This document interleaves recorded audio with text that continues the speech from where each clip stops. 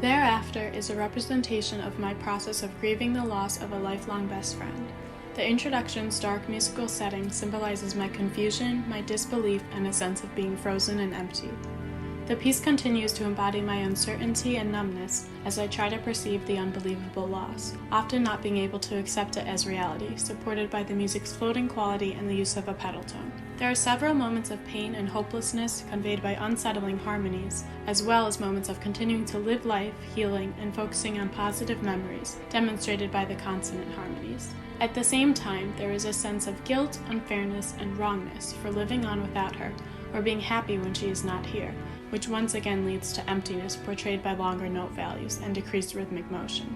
The main musical theme is set in retrograde to express thinking back in time and wishing it was possible to rewind into the past. These thoughts often lead to immense emotional pain, which can feel unbearable. As a result, I try to distract myself and ignore or forget the truth in order to not succumb to grief, expressed musically with a transition structured by a major chord. The musical theme is always present, as the fact that she is gone is always the same, but my response to this fact is often changing, as displayed by many variations of the theme in various musical characters. At times, there are feelings of pure anger and complete loss of control of life, while other times there are feelings of deep gratitude for the time I had with her and the gift her life was. Once again, the struggle returns as feeling happy can seem wrong. I try to focus on what she would want for us, but then feel that life is too much of a mess to be able to try, but then return to the love that still exists and the warmth of being strong for each other.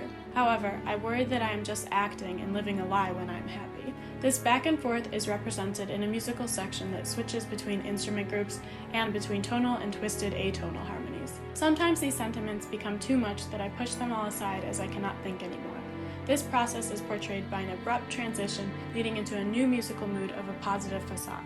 No matter what my emotions are, time keeps passing, displayed by a forward-moving rhythm in the accompaniment. Though the same feelings of confusion and disbelief are always present, they can be hidden. The anger builds up inside, heard through an ascending musical sequence which increases the tension.